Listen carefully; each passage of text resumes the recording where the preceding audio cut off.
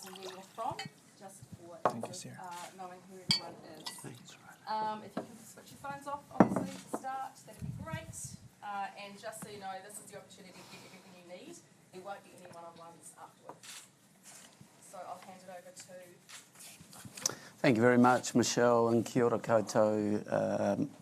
As you know, I'm Mike Heron, with me Sarah Lieberman. I'm just going to cover the executive summary. We're going to go through the findings and recommendations so you know where we're heading. We've obviously considered the high performance program delivered by Cycling New Zealand and funded by High Performance Sport. We've looked at wellbeing, and we focused obviously on the implementation of the 2018 recommendations. As we say in the report, it's been a privilege to be part of this kaupapa, and thank you to those who have contributed. At the start, we acknowledge, of course, Olivia Podmore. We met with the families on Friday, and obviously during the course of this, we had the privilege of speaking with many people who knew Olivia. She was hugely loved, very talented, and will of course be sorely missed. We thank all of those for sharing their memories with us, and we note that we weren't specifically tasked with reporting on her experiences and the issues and events around Olivia specifically. We're grateful, as I said, to everyone who participated. Participation was voluntary. No one was required to speak to us. We interviewed more than 130 people. There are 132 responses to our survey, but our inquiry was a qualitative one. It's not possible to get a control group or test whether we had a representative sample. We'll summarise our findings in a moment. Part of our consideration, of course, was wellbeing and thinking about what wellbeing means, and we've referred to that in the report, but one of the guiding models is, of course, Sir Mason Jury's Te Whare Tapa Whā model, and we considered that. One of the primary findings is that we found there is an inherent tension between medal success and well-being in the high performance program, and the funding, of course, is based on performance at pinnacle events. We say that attempts to fill the wellbeing gaps have not yet remedied the issues created by the fundamental design and objective of this program. We found that Cycling New Zealand is an organisation of people committed to ensuring the well-being of all stakeholders. They are passionate about cycling, and they strive to operate in the best interests of the wide variety of stakeholders. They have made changes and improvements, undoubtedly, both before and after this review. We find there is significant room for improvement and building a culture and environment in which people can thrive. Likewise, we comment about high performance sport people, and of course they likewise, they're working hard, coming to work every day to make a difference, and professional, committed personnel. We've commented on the high performance strategy, and there is again a journey or a pathway there that is being followed. We have highlighted issues that we'll come to. They are the responsibility of both cycling and high performance, but both organisations have the core objectives of optimising people potential and delivering extraordinary results. Many of the issues we identify are known to cycling and high performance, and there is reason to be optimistic that things can and will change. Over to Sarah. Kia ora koutou katoa. So I'm just going to summarise the findings, and then we'll move on to the recommendations and then pass back to Mike so you know what's going to be happening. So the first part of our terms and reference was to look at how well the recommendations of the 2018 Heron report had been implemented. What we found was that Both boards of both organisations had taken it seriously, had worked through the processes. Where there was, however, a disconnect is it appears that policies were put in place, but sometimes the communication of those down to the daily training environment was not necessarily carried out on a day-to-day practice. There is also still room for improvement around the recommendations relating to recruitment, debriefs, and athlete protection and welfare measures. The remaining terms of references we've basically grouped under wellbeing issues generally, and so there's a number of those, and I'll just highlight those for you. So as Mike has indicated, there is a tension between the way that High Performance Sport New Zealand and Cycling New Zealand enact and operate together, and that sometimes comes through in the way that things are delivered. So that tension needs to be worked through. Again, as Mike has said, Cycling New Zealand is generally full of really good people who come to work and want to enable the athletes to be the best people that they can be. And we found that, in particular, the work that's been done with the Athlete Voice Committee that was instigated under the previous CEO was been very helpful and useful. A key theme that came through, however, was the lack of transparency, and this was particularly around selection, recruitment, carding, and competitions. We also found that the culture for Cycling New Zealand in Cambridge is a little bit fragmented. So what we found is that not only is there a discrepancy between the culture of the people who are in the office and the people that are in the velodrome, if we put it like that, but there is also a discrepancy in the culture between the different squads, high-performance squads. We also found that there was a very high standard of medical care that was offered to Cycling New Zealand, and we did, however, find as well that there were some issues around health management, transparency, and continuity of care. One of the key points that did come out is that many stakeholders told us that there was a lack of appropriate women's health support within Cycling New Zealand, and that there was a real need to focus on the needs of high-performance women athletes and to treat them as such rather than necessarily as small men, as may sometimes be the case. We also found that Cycling New Zealand's resources and efforts are concentrated in Cambridge as the home of cycling, and what that then means is that the regions or the development centres are not well placed to focus in the high performance space, and so we feel that there's an issue about what the high performance pathways are. Most participants reported that Cycling New Zealand did not perform well in relation to the support provided at induction, selection and exit.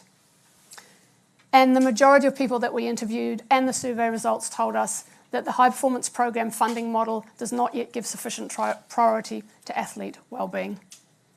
We also concluded that blanket long-term centralisation is not generally positive for athlete wellbeing and requires some reconsideration. Finally, one of the points we did look at is governance, and that the role for health and safety and wellbeing sits firmly with the board, and they are responsible for the culture and conduct of the organisation. So I'm just going to move on to the recommendations, and we have these in order of priority in terms of the ones that we think are most important. So the first recommendation is that we believe there needs to be an acknowledgement where Cycling New Zealand and High Performance Sport New Zealand take shared responsibility for the unresolved trauma many stakeholders still suffer as a result of the high performance program subsequent to 2016. That trauma needs to be recognised and acknowledged to help restore the mana of the individuals concerned and of High Performance Sport New Zealand and Cycling New Zealand. This is also crucial to healing and moving forward. We then have a number of recommendations related to culture. I'll just highlight the key ones. Cycling in New Zealand and High Performance Sport New Zealand need to collectively develop a high performance program that ensures psychological safety, with the well-being of athletes and others being at the foundation on which performance is built. This includes athletes having a voice in decisions that impact them, and which recognises that there is no one-size-fits-all for wellbeing. Cycling New Zealand and High Performance Sport New Zealand must work together to ensure culture change within the high performance program, including, and I highlight here a number of them, reimagining the high performance program's design and definition of success, ensuring greater accountability and transparency, focusing on athletes as people first and athletes second, fostering a culture of openness, inclusion and belonging driven by individual and collective well-being. High Performance Sport New Zealand and Cycling New Zealand must ensure that there is clarity around High Performance Sport New Zealand and Cycling New Zealand's respective roles and responsibilities, and continuously and clearly communicate that to all stakeholders. And Cycling New Zealand and High Performance Sport New Zealand must take steps to ensure that transparency and accountability are fundamental to their culture and operations, including by implementing recommendations set out below. And just to continue on the recommendations, talking of funding, we recommend that HPS NZ, CNZ continue to look at the funding model such that it enables a focus on both wellbeing and performance. We talk about athlete support services in particular, noting that High Performance Sport is looking at the funding of an athlete body, a representative advocacy body, and we make some recommendations about the nature of that, organisationally and financially independent, empowered to exert real power and to speak up for athletes and be a product of the athletes community. We talked to the Athlete Voice Committee last night about this recommendation and others. We again recommend that both organisations work together and in consultation with athletes to determine the best model for service provision within the HPP, thinking about continuity of care, particularly in the healthcare area. We recommend considering moving to a model of external provision of clinical psychological services. Recommend there is clarity around the respective roles and responsibilities of both organisations. This is a theme that came through quite strongly. And again, we talk about arrangements for healthcare. We talk about an issue that arose in the course of this was concussion management and the need for continued education of all those involved in cycling about concussion management. And developing adequate education of the UCI concussion guidelines. We recommend, again, the organisations work together to ensure equitable access to women's health care. We then move on and talk about recommendations related to operations. And in some sense, this relates back to the 2018 report about it's one thing to have policies, it's another to ensure that they're understood and implemented. Again, we talk about the debrief process and more work done on that. It's a subject that both organisations work on, and we recommend some more work there. Recruitment is another issue we comment on, and again, greater emphasis on the cultural fit, on personal integrity, and perhaps less so necessarily on the technical. It's one issue that comes up again is really the EQ, the integrity, the cultural fit of these key participants. And we have some specific recommendations there. We talk about development pathways and access to regional facilities. We talk about induction, selection, exit as well. And finally, in that area, we ask that the organisations reconsider and continue to look at this policy of centralising athletes and do so. And really that is happening already on a much more nuanced basis.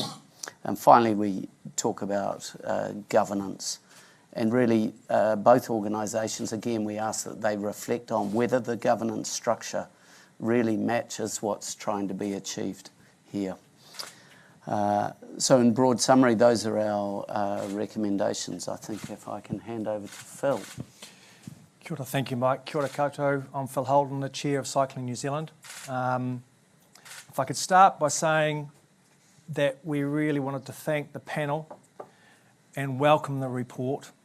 It's a detailed forensic analysis into the culture and operation of our organisation. 104 pages. We're really grateful for the work that they've put in, but equally for those that participated in the submissions and into the survey and actually directly spoke to the panel. I thank them for their courage to do that, and I thank them for their honesty. It's a difficult document to read. It's a real challenge on us to do better, and we accept its findings in totality. There are three things I want to make, 3 comments I want to make, or 3 points I'll expand on. One, the first finding of the report, the changes that have taken place at Cycling New Zealand and the need to do more, and the changes and the actions we're going to take as we move forward. The very first finding in this document talks to the unresolved trauma from 2016 to 2018. That shocked us. And clearly Olivia was part of that group. So on behalf of Cycling New Zealand, I want to reiterate what I said last week to the Podmore families. I am sorry. I am sorry for that experience. We should have done better. We didn't. And I'm sorry for your hurt and your grief. To the others that are still affected, I also apologise. I am sorry. And as we look to repair and rebuild from here, I would really like, and we would be really open to some form of process to address this trauma. We'd be welcome if you have the courage and the conviction and the trust that we will work with you to resolve the unresolved grief from your perspective. Whether that's some form of restorative process, that it could at least start us down that path. We really want to do this. We're committed to this. We acknowledge that very first one. We haven't been sitting still. We've been working on a number of the issues that the report addresses, but we've got a lot more to do. The high performance area, for example, bears little resemblance to what it did a year ago. We've got an interim high performance director who has made great strides in resetting and re-evaluating the culture within that department. She's done a fantastic job. We've appointed some new coaches, the only 2 new coaching roles available, and they went through a completely redesigned selection and recruitment process than we have ever employed before. It was about their EQ and their people skills first. They clearly had to have some technical capability, but it was their ability to take a more athlete-centric view that was really a key determining factor in their appointment. And I'm really pleased to say that the feedback we're getting from athletes is that is coming through. We're resetting the high-performance team, and I've mentioned that. Majority of the roles are new or have been redesigned to reflect a different culture. We've had an athlete advocate working with athletes to look at the key areas that were identified in the report around the selection process to make it clear and transparent and understood by athletes. We're looking at the athlete agreement that they all sign when they come into Cycling New Zealand and also when they join the New Zealand Olympic Committee, to make sure that it's in the right language, that it's clearly understood by athletes. We're starting to turn a corner, but we have a long way to go. We've got serious issues we still need to confront, and they include these issues of favouritism, inattention to athlete welfare, especially women, the use of non-disclosure agreements, among others. We're going to review everything. It's all on the table. And we're not going to rest. That brings me to my third point, the need for action. We urgently need to get on and address things. As I said, we've started, but we've got a lot more to do, and we need to move with expediency. But we need resources, people and finance to actually deliver on that. Unfortunately, when I approached High Performance Sport New Zealand to seek that very support from them, they agreed to support our appointment of Kieran Smith into the role of Transformation Director, amongst other things. And I'm grateful for that, because this is about rebuilding trust and confidence, not only with High Performance Sport New Zealand, but amongst our own organisation. And Kieran, with her mana and her skills and the role that she is going to play throughout the organisation from top to bottom, she will sit on the board. I believe she has the skills necessary to take us forward and rebuild trust and confidence. Now that the report's out, we can start to engage with our stakeholders, our member organisations, our sponsors, our athletes, our staff, to give them, to see what they think we need to do in terms of building that program to address those recommendations. From that process, we'll develop a plan, and we'll be held accountable to that plan. We'll be publishing it publicly, we'll monitor our performance against it, but we will be accountable to what we say we will do. So, to recap, we accept the findings. However hard they are, we accept them, all of them. We acknowledge the trauma that is unresolved. I reiterate and I apologise to the Podmore families, to those people from 2016 and 2018 and on that have unresolved grief. You have my heartfelt apology. We are changing. We've changed a bit recently. We've got much more to do, and we will do it. We're taking urgency to it. We've got a clear commitment with the appointment of Kieran, who's a very experienced person to help us through this process. We want this to be the last cycling inquiry. I want us to become known for an organisation that is built on the strength of its culture and values, that moves from where it is now to an environment where there is trust and confidence and safeness. People feel safe. And as a board, and as me as chair, we will be accountable for our actions from this point on. Thank you. Raylene. Thank you. Kia ora tātou. Thank you, Phil. I'd like to first of all acknowledge the grief and hurt caused by the passing of Olivia Podmore. Our thoughts continue to be with her whānau and friends, and we are truly sorry for their loss. We understand it would have been very difficult to contribute to the inquiry while still dealing with the grief and hurt around Olivia's passing. Our intention in commissioning the inquiry was to understand more what could be done to bring wellbeing to the fore within the cycling high performance environment, and if those learnings could be used more widely. The panel interviewed many people connected with the program. We want to thank the panel for their work and express our sincere appreciation for all of those who participated. We appreciated the opportunity to meet with the Podmore families and talk to them specifically about the report findings on Friday. HPS NZ is sorry for the ongoing hurt the Podmore families are facing and dealing with their grief, and we convey again our deepest sympathies.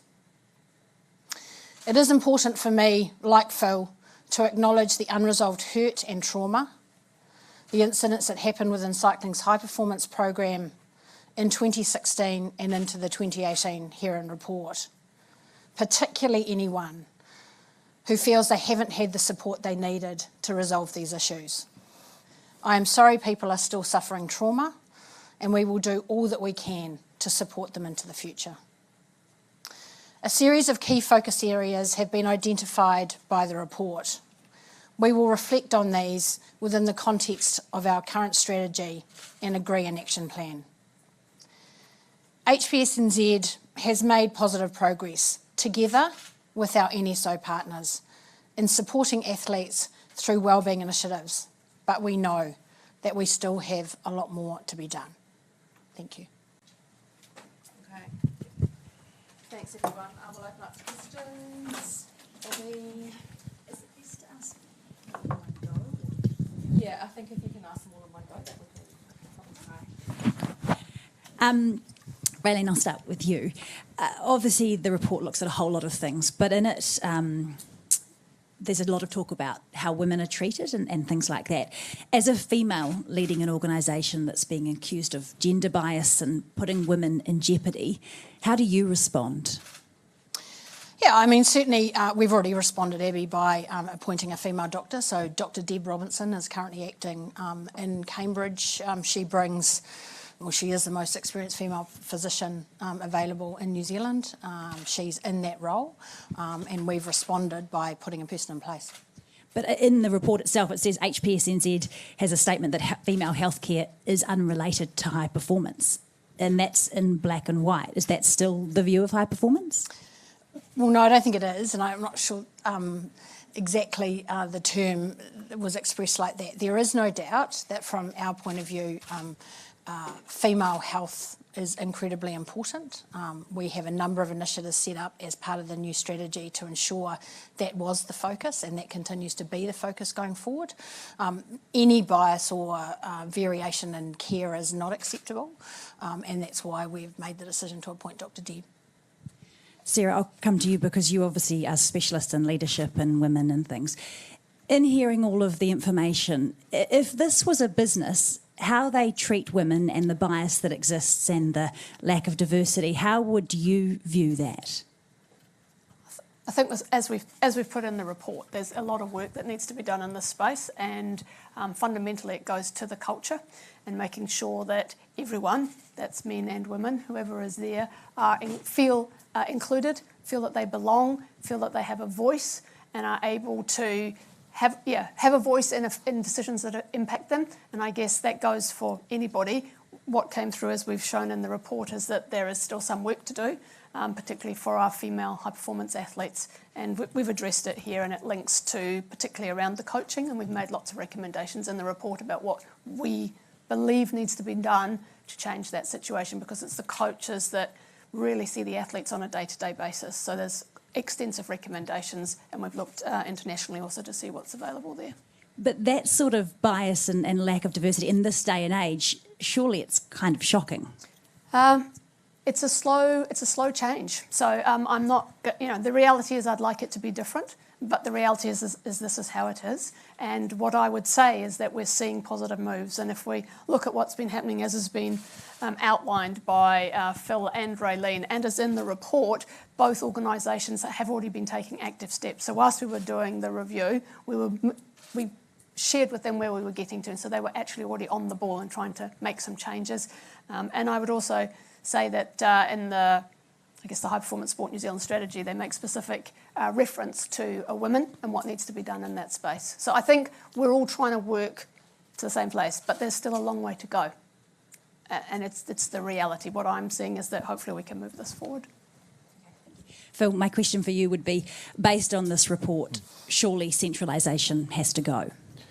Well, obviously we need to look at that, and we'll partner with High Performance Sport New Zealand and look at that.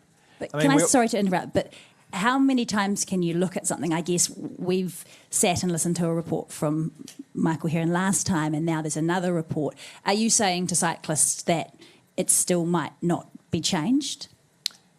So what I was going to say was that we're operating a mixed model right now.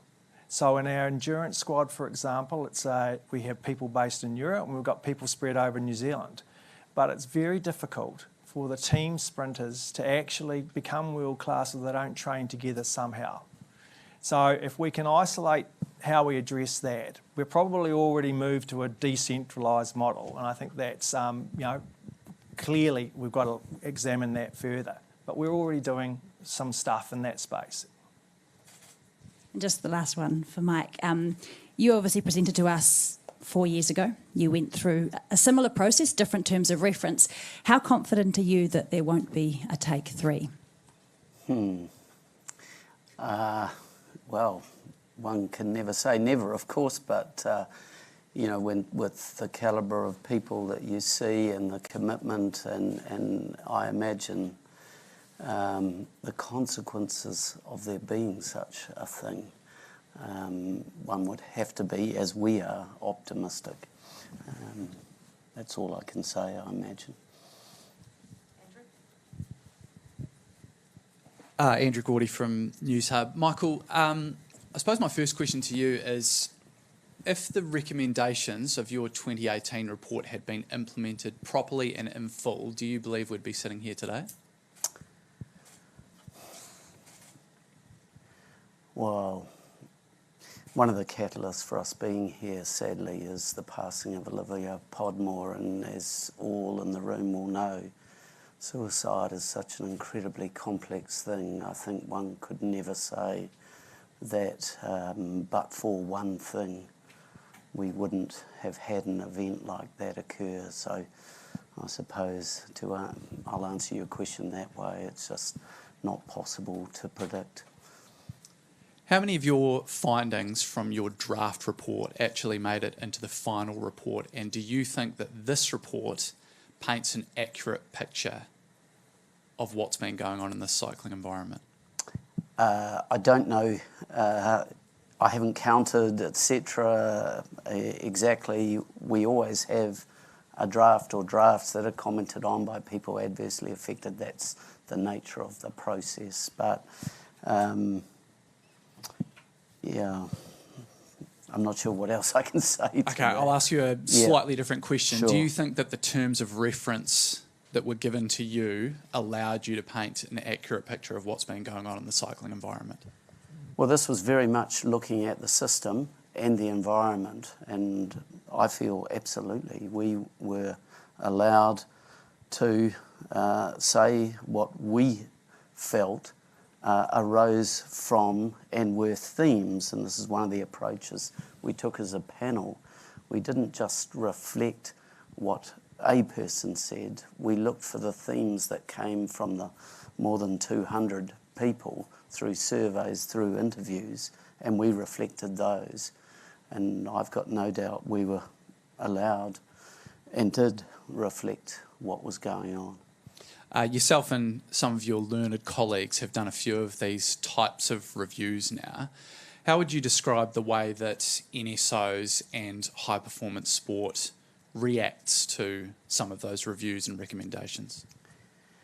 Well, if I can judge just by the 2018 one, there's no doubt that cycling took that very seriously. It appeared in the board papers all the way through since from the date of the report. Likewise, high performance sport. Our impression was they took it seriously, they acted upon it. We obviously find there was some gaps in terms of implementation, and as you'll know, culture is a difficult thing to change, but they've certainly taken it very seriously. In my experience, people do take them seriously. Phil, the review paints a pretty grim picture of life for athletes in Cambridge. Based on what you've read, how would you feel about sending your own child to Cambridge to participate in the cycling program? Well, clearly things have changed quite a lot since the report was and the inquiry started, and I've outlined what those are. So there is acute awareness now from a wellbeing perspective. We're very athlete-centric, and there is a lot more engagement going on. Could we do more? Absolutely, could we do more? And we're committed to doing more. I outlined before those selection processes and the recruitment process, in particular for those 2 new coaches. You know, this is about our EQ and marrying the EQ with the ability to ride performance. I think, you know, to me, it's about better people, better athletes, better results. So now you'd have no concerns about sending your own child? No. No. We heard from the Podmore family. We've heard from the Podmore family over the last few days. This morning they were still angry and they felt like they didn't have appropriate answers. And one thing that stood out is they felt like they hadn't received a proper apology from either cycling or from high performance sport. What do you have to say about that? Why hasn't that happened? Well, I think it was a very emotional meeting on Friday, as you'd appreciate. And I will just reiterate what I said earlier. I publicly acknowledged what I reiterated to the families on Friday. It was high emotion and lots of tension, but we absolutely apologise to them for that grief and trauma. No one can underestimate or understand what they must be going through. I'm a dad. I get it, you know. It would be the worst thing in the world. So, yeah. Can I put that to you as well, Raylene? I suppose the concerns about a lack of apology was both for cycling and for high performance sport. Why hasn't that been forthcoming? Well, I've met with Chris Middleton on a number of occasions. I met with him the day before the funeral. I've spoken to him and Phil Podmore, Olivia's father, on at least 6 or 8 occasions. I've kept them up to date at every step of the way, and I certainly have during that time expressed our deep concern and apologised for what they are experiencing and how they find themselves in this situation. I think the thing that's very difficult is this report doesn't answer, and I totally understand why this report doesn't give them the answers they're looking for, because that ultimately is the job of the coroner, and that's where there had to be a separation. That wasn't the job here, and it wasn't what the panel were tasked to do. So I understand that they would like to have seen more specifics in this report, but ultimately that responsibility sits with the coroner. Because they expressed their disappointment about that specific point, that they felt like while the terms of reference were clear, the coroner has a job to do, but they felt like there was a complete lack of detail around Olivia herself. Could the terms of reference have been changed to allow some of that?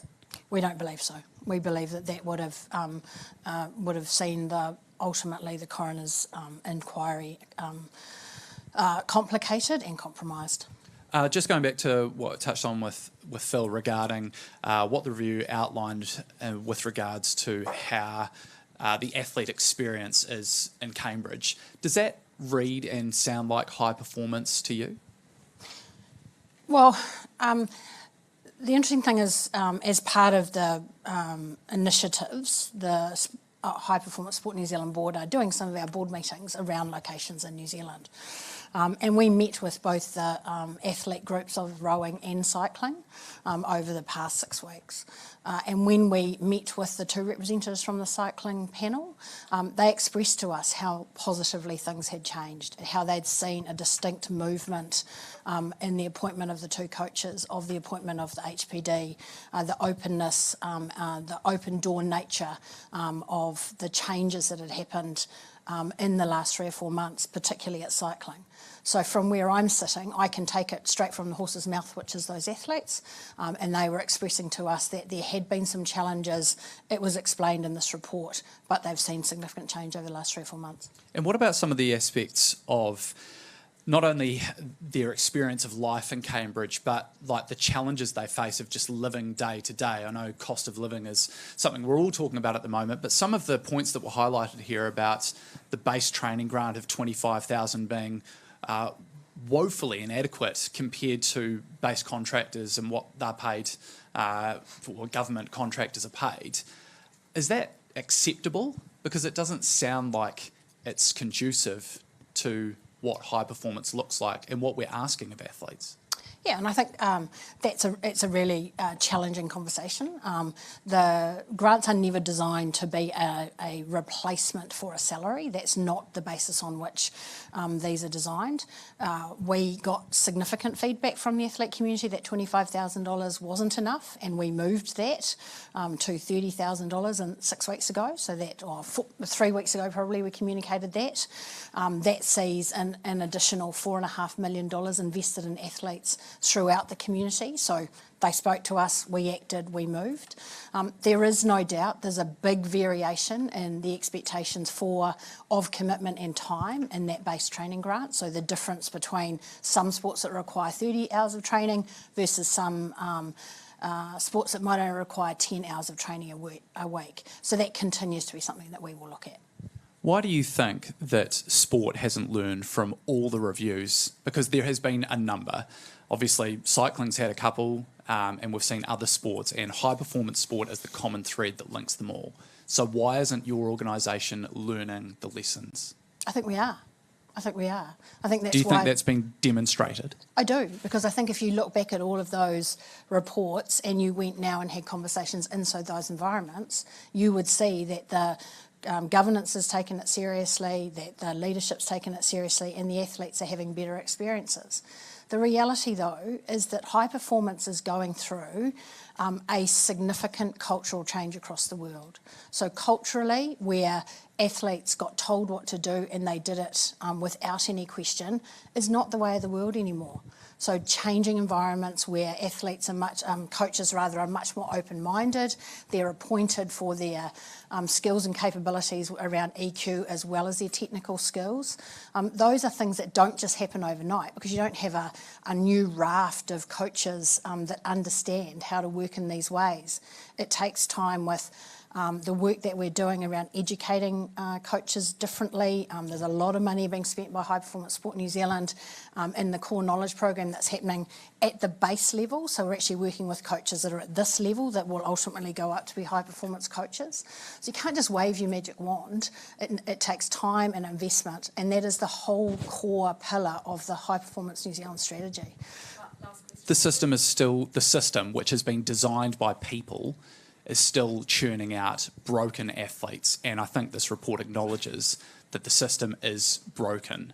Do you believe the system is broken and needs redesigning? I think the report says that there is some really good work that's been done, and there now needs to be a considered amount of more work to do, particularly in the area of wellbeing. The thing that's really challenging is wellbeing's different to everybody. So what my vision of wellbeing is as an athlete might be different from someone else's. So that's where culture inside environments is really critical. Those are the conversations that we're having with the NSOs. That's the investment scheduling and the basis on which we're investing into sports, so that they have to be measured against those elements, including athlete voice groups. But does the model, which has traditionally put medals before people, fundamentally need to change? So you're right, traditionally. That's not what we're doing anymore. Kate Wells here from News Talk ZB. Rayling, just on that, what does putting wellbeing over medals look like on a daily basis? Because obviously medals and achieving is what these athletes and organisations, want to do. So on a day-to-day basis, how is that going to change? Yeah, I mean, there's not one doesn't stand alongside without the other. You need ultimately the best athletes that can perform, but they need to be in a safe environment. They need to be in an environment that's open and that they can have communication. They can express their concerns if they've got them. That's why all sports that are funded are required to work towards having an athlete voice group, to make sure that voice can come to the table. Those athletes are involved in decisions that are made about themselves. The increase in the TAPS payment from a baseline payment point of view, the extra support services, be that in nutrition or strength and conditioning or psychological support. The list of things continues to go on and on. Many of those things have been available previously. We need to make sure that the athletes feel confident to step in and use them. Yeah, and just a final one from me. Michael, the essence of this report is a lack of trust, and although that specific word isn't used, would you agree? Well, there were certainly many people who responded to us expressed that, sadly, and trust is earned and quite easily lost.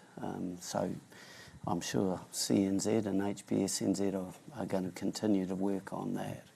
And, Phil, do you have a response to that?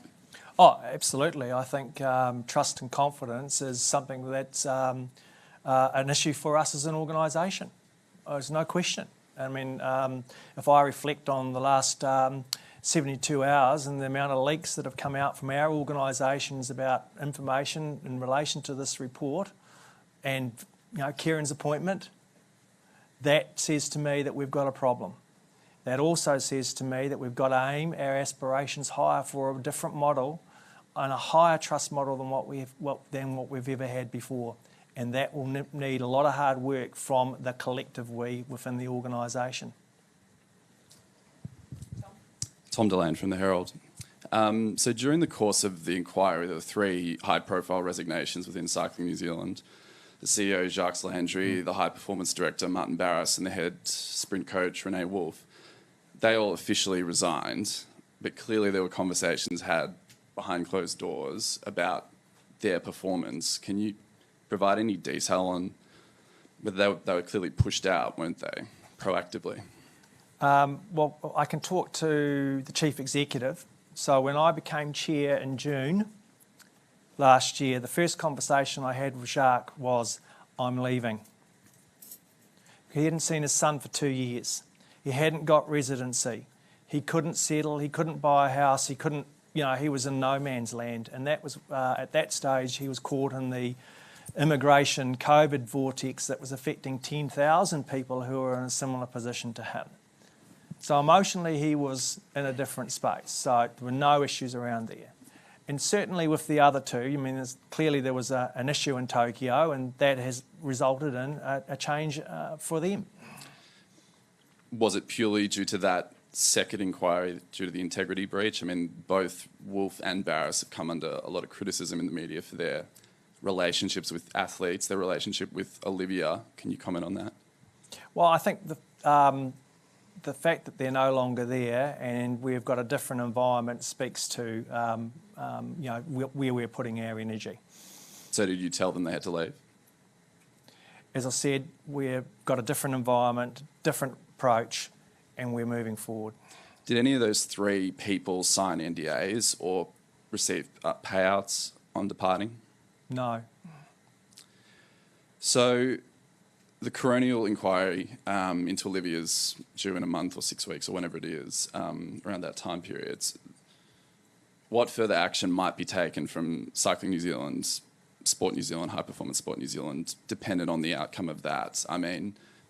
Could there be some form of compensation to the Podmore family? Clearly the coronial inquiry's got a process to run, we need to wait and see what the findings of that are. I've already articulated earlier that we're really open to what sort of process may be put in place for those people that are still carrying deep trauma and grief from 2016 and 2018 and beyond, and what that might look like is still to be explored. And I understand there's some plans for some sort of public acknowledgement of Olivia that might be being organised? I know that the cycling community in Cambridge are looking at doing some form of memorial for her, yeah.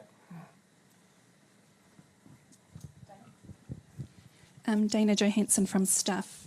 Just first off, a question for Mike. I understand that this review process was not designed to look at Olivia's direct experiences in the program, but I'm sure across the course of your investigation you would have come into information about her treatment. Did you form the view as to whether her treatment was fair and ethical? Well, you're right in your premise. We received a lot of information, but it wasn't for us to reach a view, and nor could we really. So we conveyed privately to the Podmores some impressions we had, but as you know from the terms of reference, we weren't there to form views on Olivia's particular experience. It's fair to say, though, themes that emerge in the report were themes that echo some of Olivia's experience. And a question for Phil. Can you talk us through the appointment process for Kieran Smith into that transitional director role? It's a board appointment, so the board made the decision. The board acted appropriately. I went to see High Performance Sport in NZ. One of the things that I had been occupying my mind, I guess would be the way to frame it, is there is a mountain of work to be done in our organisation, and if we want to implement all those recommendations, we need some resource and support to do it. High Performance Sport New Zealand supported me in that conversation, and Kieran was available, and I opened my arms and said, please come in. It's that simple. The board met, the board discussed it, the board made the decision, and that is a entirely appropriate decision for the board. So you approached Kieran Smith? Yep, Kieran and Rayling and I had a conversation. Yep. You're now in possession of a document, though, that talks about that kind of shoulder-tapping culture, that kind of recycling of the same personnel within the high-performance system. Was that appropriate way to go about things, given the information you have? I think this is entirely different. I mean, Kieran Smith is got a New Zealand Medal of Honour. She's the Vice President of the Commonwealth Games Federation. She's been the Olympic Committee Chief Executive for 11 years. She is a proven leader and governor. And I would suggest to you that right now that sort of leadership is exactly what we need in the organisation to support the very hard work that has been going on from the team in there. We talk about wellbeing. The amount of Zoom meetings and meetings that I have had with the senior leadership team within Cycling New Zealand and the interim HPD and the interim CEO, and I have been dreadfully concerned about their wellbeing and the pressure that they are under. Kieran's appointment is step one in a program to rebuild trust and confidence in our organisation and lead us forward. I think it was totally appropriate. I don't have any issue with it. Yeah, I don't think anyone's questioning Kieran's credentials. It's more the process undertaken. And given that you have come into criticism for transparency and accountability, was that an appropriate process to undertake? Well, I think there's some further context. We undertook a robust chief executive recruitment process earlier in the year. The board didn't get the result that it wanted. So we've absolutely recognised that we have a leadership gap. So again, the board made an approach with High Performance Sport New Zealand, and we were able to come to a solution that I think is extremely positive. I believe it's entirely appropriate because the board has to act at times. And we are taking this report, those recommendations and the implementation of that in our organisation extremely seriously. And Kieran will help that. And also, the report goes into the use of NDAs and the lack of transparency around that. In the interest of transparency, can you confirm whether public money was used to settle athlete disputes? Well, we're funded through public money. The money comes through the Crown, through High Performance New Zealand to us. So clearly, there would be some aspect of that. So I think the bigger question is, we need to have a culture and environment where we don't use those form of documents, that we've moved beyond that. And I'm driven and very focused on making sure that that's the culture we create. It's about trust and confidence and rebuilding that. And as I earlier said, we've clearly got some challenges in that space in our organisation, and I'm committed to changing that. And that will also mean the use of NDAs and those sorts of documents. But again, we're going to move forward from here. And finally for Raylene, some of the, recommendations from the panel are quite radical. They're talking about dismantling some of the core pillars that the funding, that the system's been built on. Is High Performance Sport New Zealand prepared to go there and look seriously at these changes? Well, I think what the panel says is that they need to be looked at, and always for us is athlete welfare is at the centre of what we're focused on. It is a core pillar in the strategy that came out 12 months ago. And if there is ways to ensure athlete wellbeing, athlete safety, and ultimately performance, because I think the important thing is that's what the athlete wants as well. They want to make sure that they're working with the best coaches in the environment that, they can generate the most amount of performance and success. But they're also clearly telling us they want to do it in a way where they have a much louder voice, and we're 100% supportive of that. Clay hasn't asked if another organisation wants to go before we have a second. Clay Wilson, RNZ. Raylene, you've spoken a bit about just how far we've got to go and the work that's being done. I'm sure a question a lot of people will have is, when are we going to stop seeing these reports, these reviews? Have you thought about that, and how long you think this is going to take to perhaps not resolve, but to get to a point where we're no longer seeing these issues pop up? Yeah, I think like Mike said, I wouldn't be brave enough to sit here and say we're not going to have another one. What I'd like to think is that with the initiatives that we put in place, be that an athlete voice group inside the sport to address that, whether that be the independent athlete voice group, which will be announced over the coming weeks, that will have the power to go in and the endorsement from the athletes to go in and talk to the sport directly, or whether ultimately that has to be escalated into the independent review, SRCMS, which is an independent and fully funded mediation service, those are the ways that athletes can get the traction or the answers to the questions that they're looking for. We really hope they don't have to use those mechanisms, because that's the focus that we all have, is to build the trust and confidence inside the actual environment themselves, so that athletes are having direct conversations with coaches through selection processes. That's the start point. If they're not getting the answers they're looking for, then they do have some additional mechanisms that they haven't had previously. And just finally, on funding, you spoke a bit about the base retainers and that sort of thing, but just the funding model in general, there's always been a lot of discussion around it. Where do you see that going, and how prominently do you see that sitting amongst this whole space? It's a delicate balancing act.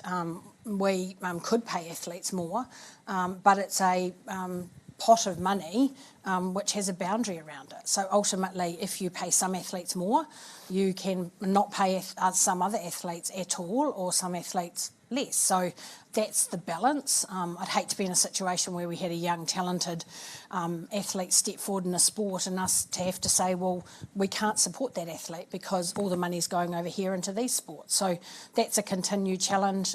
As I said, they've never been designed to be fully funded between the base training grant and Prime Minister scholarships, where all of their qualifications are actually funded and paid for. So unlike many other young students, they can get a degree and have it fully funded, not come out with any debt.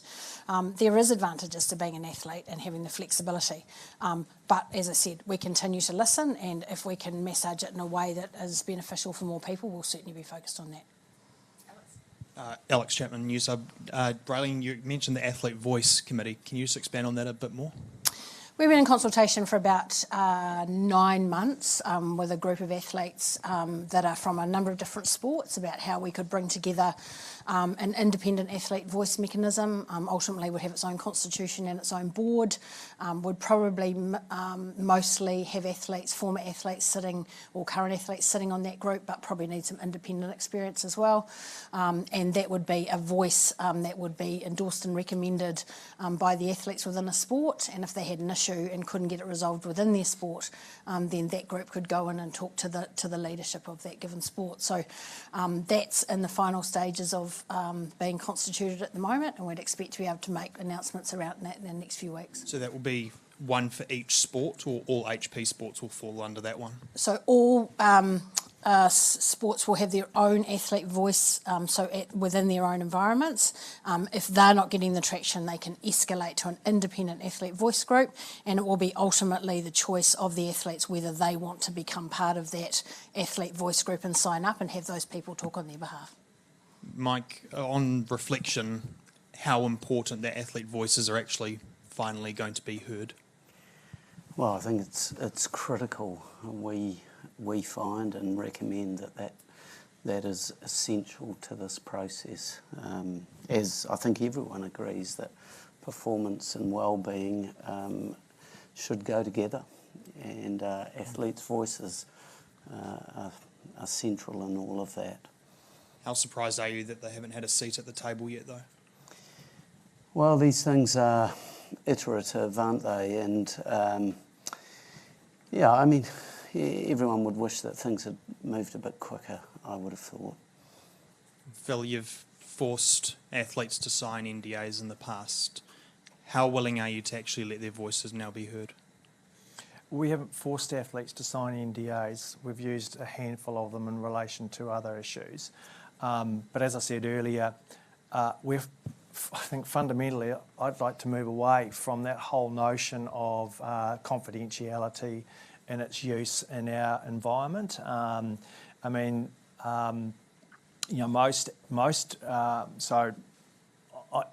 just think that we've got to rebuild the model from a trust and confidence perspective to something that we don't actually need any of that sort of stuff going on.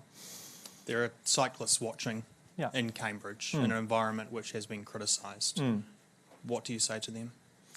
Well, more than likely those cyclists are part of the newer environment, and so that's been one of the, I think, things that I have been very conscious of, is that things have changed quite dramatically in the high performance area since the time that the inquiry started until the publication of this report. So elements of this may not necessarily reflect their world as it is now, but it's a start. So I am hopeful that they are watching and that they can see that there is a definite commitment from me as chair to drive a change in our organisation that's actually going to lead to better outcomes for them as people and them as athletes. And Sarah, how important that it's female voices being heard as well?